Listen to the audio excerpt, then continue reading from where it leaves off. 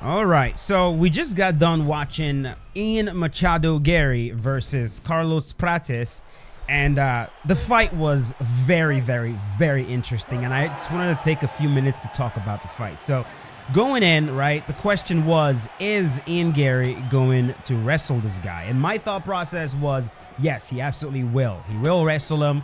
He's going to have to, because Carlos Prates has demonstrated in the past that he's ridiculously powerful.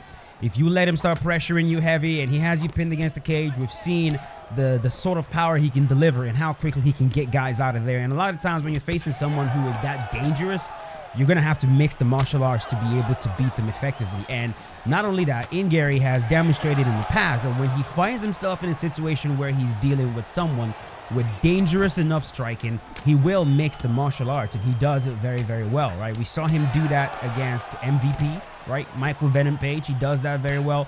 We've seen him in the octagon demonstrate that he has more than just striking skills. In the fight, though, what I found to be so interesting is that Ian Garry was playing the same game that I talk about that players do in the game that actually gives me trouble as I'm trying to pressure them. And that's the stonewall opponent, right? The stonewall player basically is you back up and back up and back up and back up to a certain point. So this is you, the stonewall. This is your opponent that's pressuring you. As you retreat and they're moving forward, once they cross a certain threshold, you hit them. You throw something at them. It could be a teep to the body, it could be a leg kick, it could be a jab, it could be something. Now they got to reset. So you're moving forward, boom, you hit them, you back up, they back up and have to reset. Now they start moving forward again. The moment they cross that same threshold, you enter the pocket, you hit them, they back up. If they get overly aggressive, like they get really frustrated, they throw something big, you change levels, you either crash into them and keep them from pressuring you heavy, or you take them down. This is the most effective way to shut down a pressure fighter. And Ian Garry demonstrated that so perfectly in this fight. He was, again, crashing into him every single time he felt himself like, oh my God, he's about to enter the pocket. He's about to get too close. Boom, he'll crash in. Or he'll take him down. Or he'll hit him with something, like a big combination, back him up, force him to reset. And what's his name? Carlos Prates, on the other hand, was not making adjustments enough to actually deal with that style. You know, we've seen guys like Alexander Gustafsson use this stonewall style. This is what he did to John Jones in their very first fight, and John was having a really hard time tracking him down and actually hitting him. Pretty much every single John Jones opponent that has given him trouble has had this very same style, minus the grappling. So Lyoto Machida, Gustafsson, Thiago Santos, Dominic Reyes, and then when John implemented the stonewall style against Gustafsson in the second fight, we all saw what happened. Easily dismantled Gustafsson. This is the same style that John Jones used against Daniel Cormier in both fights, where he's backing up and the guy is pressuring him. It's such an effective style of fighting, bro. And fighters who master it and do it really well are really hard to deal with. So what does this mean? Carlos Prates takes his first loss in the UFC. Is the Fighting Nerds going to get rid of him now? Kidding. But it's just fascinating because now it's, okay, who is Ian Garry going to face next, right? Who's going to be his next opponent? With the sort of fight IQ he's been demonstrating lately, I think he's going to be a very difficult fight for everybody, right? It doesn't matter who he's in there with. It's going to be a tough fight. And it seems like his grappling is only getting better, which is the fact that he's focusing so much on improving his wrestling is just so commendable. A guy who's as tall as he is, you know, a guy with striking like that, also focusing on every aspect of MMA. This just shows you this is a guy who's a student of the game, absolutely a student of the game. And for Carlos Prates, right, you know, he's kind of an example of someone who kind of rests on his talents. He's a very athletic guy. He's a very powerful guy. He's tall. He's built well for MMA. He's obviously fast. He's, you know, he clearly has talents for fighting. But when you take a look at his lifestyle, right, it's not the best lifestyle for an MMA fighter, right? Well, for one, he smokes. I was listening to the commentators, and they were saying that this dude sleeps 3 hours a night. I don't know if that's true. I can't imagine how that could be true.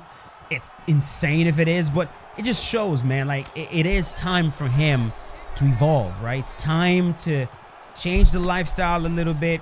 You've been exposed. This is clear you've been exposed at this point, right? Now everyone's gonna be like, oh, so that's what you gotta do. Okay. All right, now you've run into a guy that you were not able to get out of there in the first round or second or third.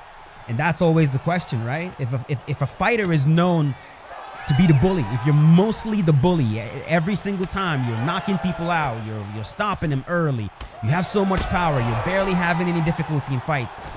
The question is, what happens when it's time for you to be the nail? Are you going to be able to be the nail, or do you only know how to be the hammer, right? It's the same question we all had for Francis Ngannou. It got answered against Stipe Miocic. Now it's the same question that I also have for Tom Aspinall. You know, we've seen Tom Aspinall demonstrate his ability to get people out of there really, really quickly. What happens when he's in there with someone that has really good fight IQ, someone who he can't get out of there really, really early? How is he going to handle that? And you never know until a fighter is in that position. You never really know. We thought the same thing about GSP. We thought the same thing about Aldo. We thought the same thing about Crew. We've thought the same thing about Connor. Some of them has been answered. Others are still left to be answered.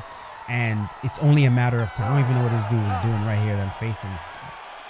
Yeah, so really, really good fight, dude. As I was watching it, man, I was really, really impressed with Machado. You know, again, he can be goofy, right? It's kind of like it's like that freaking Paddy Pimblett thing, where you almost don't want to take the guy seriously, right? Because he's kind of goofy, you know. He's like funny, and you know, he makes weird, wild predictions, and you're just like, you know, like, can this guy actually back this stuff up? And then he goes in there, and you realize, wow, he can fight his ass off, and he's the sort of guy that is so frustrating, you know, because he doesn't rest on his talents.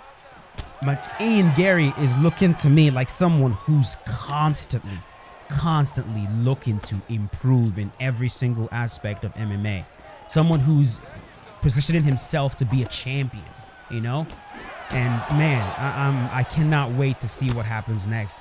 He was talking about how, you know, he would really like to, he wanted to fight the winner. I think he was talking about, he wanted to fight the winner of the Bilal Muhammad versus, what's his name? I'm forgetting his name. Versus his opponent. He was talking about how he wanted to fight them, I believe so. I think that'd be a good matchup. I don't know if they're going to give him the title shot next, though, you know, but I personally would definitely like to see it. So you guys give me your thoughts. Tell me what you guys thought about that fight. Did it play out the way you thought that it was going to play out? It played out very, very similar to how I thought that it would. If you guys watch my video right after the fight, right before the fight, I was talking about how Ian Garry is going to wrestle. He's going to wrestle. I mean, he just has to. He has to. Not just because he has to, but this man is absolutely, let's sit this dude down right here with a block counter. He's definitely trying to improve every aspect of his game. And this is in the welterweight division too. Like, fascinating. You know what I'm saying? Like, welterweight has always been the weight class of the wrestlers, right? The Matt Hugheses of the world, the GSPs, the Tyron Woodleys, the Johnny Hendricks, you know, guys like that. Kamaru Usman, now Bilal Muhammad. It's always been the weight class of really, really good wrestlers. And it looks like Ian Garry he's looking like he is falling into form with that weight class. And I could not be happier for him. Could not be happier for him. You know, Carlos has got to get back to the drawing board. He has to get back to the drawing board. Try to figure out where there are errors in his ways. Definitely fix the lifestyle. Improve. I mean, his takedown defense is good. It really was. He was doing a good job of defending a lot of Ian Garry's takedowns. But Ian was also just very relentless. The fact that a few got stopped did not stop him. He kept going for it. And going for it. And going for it. And eventually, he started just dragging him to the ground. It got easier and easier and easier, and that's what happens.